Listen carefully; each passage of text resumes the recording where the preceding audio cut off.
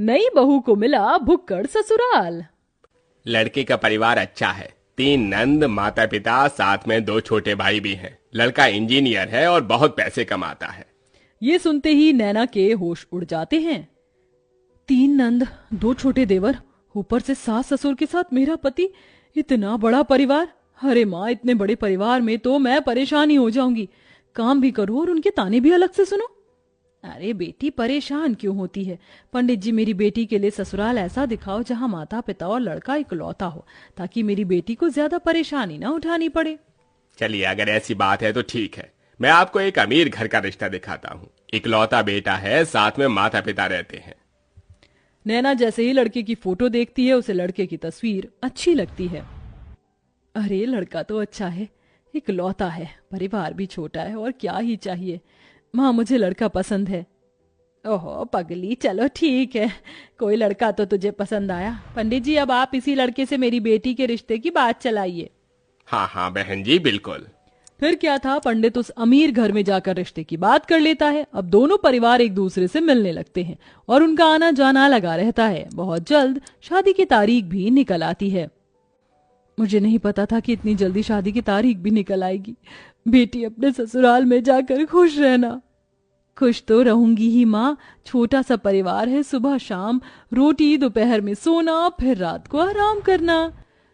नैना को बहुत आसान लग रहा था, लेकिन वैसा होने नहीं वाला था। शादी होने के बाद जब वह अपने ससुराल आती है तो उसका ससुराल में घर बहुत बड़ा होता है, जिसमें उसे सफाई करने में ही बहुत ज्यादा समय लग जाता है।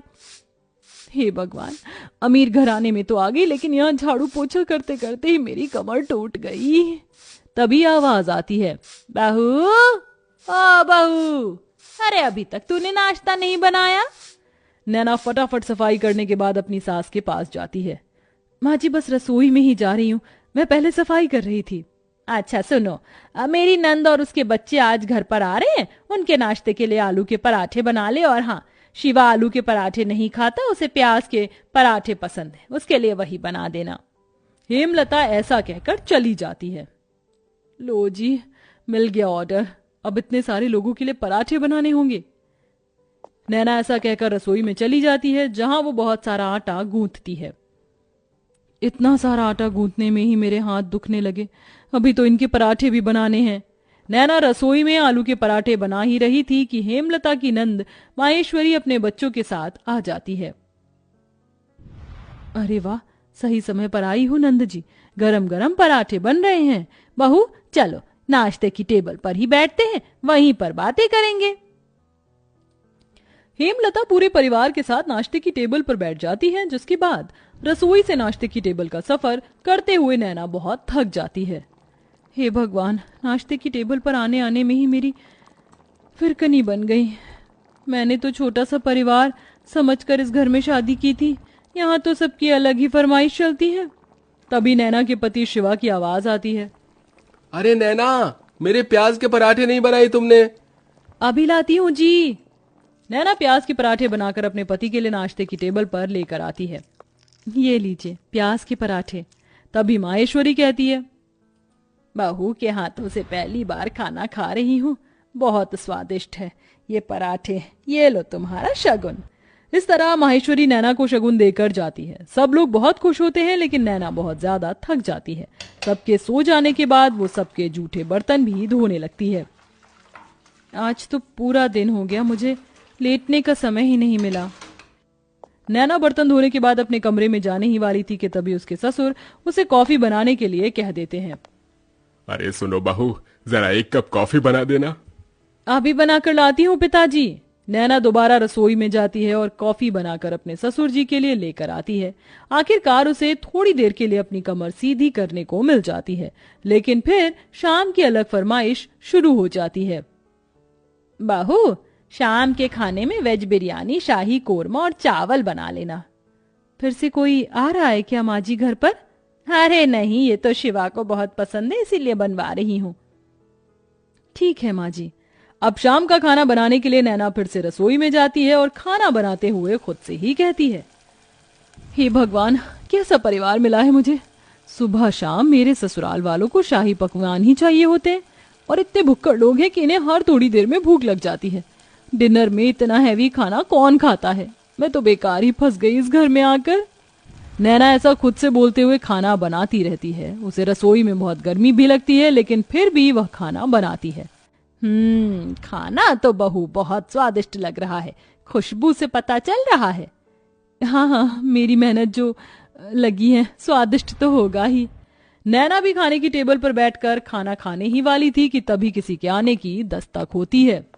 हेलो गाइस, मेरे बिना ही खाना खा रहे हो? अरे बेटा चिराग, तुम यहाँ विदेश से कब लौटे? मेरे साथ मेरे कुछ दोस्त भी घर पर आए हैं। आज ही हम ऑस्ट्रेलिया से इंडिया आए हैं।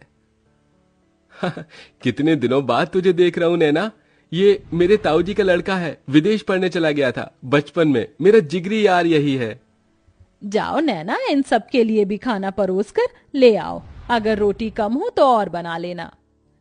हेमलता ऐसा कहकर बेचारी नैना को फिर से रसोई में भेज देती है। नैना को खाने के साथ दोबारा से रोटियां भी बनानी पड़ती हैं और वो बहुत ज्यादा थक जाती है। सबको खाना खिलाते हुए उसी के लिए खाना नहीं बचता। ये लो, बस यही रह गया था, मेरे लिए थोड़ा भी खाना नहीं बचा। कैसे भुक्कड़ लोग हैं, एक बार भी मेरे बारे में नहीं सोचते हैं।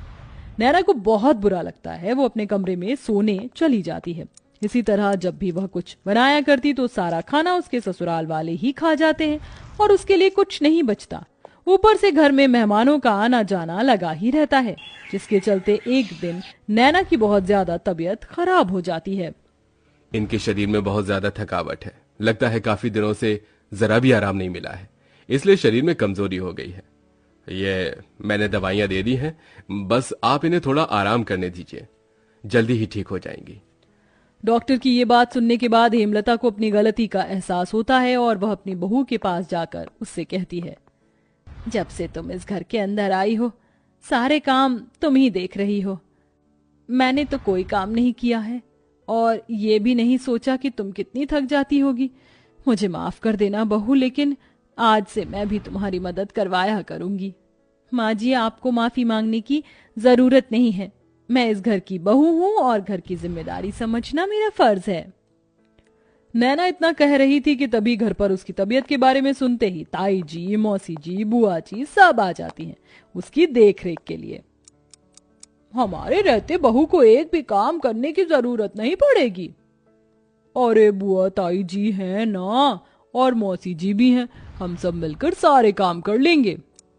इस तरह सब लोग नैना की बहुत अच्छे से देख रेख करते हैं। नैना को इससे ये समझ आता है कि रिश्तेदारों का आना जाना अच्छा होता है और सबके साथ प्यार प्रेम से रहना भी बहुत जरूरी है।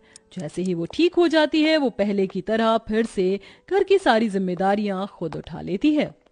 चलिए, आप सभी आज खाने की टेबल पर बैठिए। अब मेरी तबीयत बिल्कुल ठीक है। मैं आप सभी के लिए आपकी पसंद का खाना बनाऊंगी। नैना ऐसा कहकर रसोई में चली जाती है। पीछे से हेमलता आती है।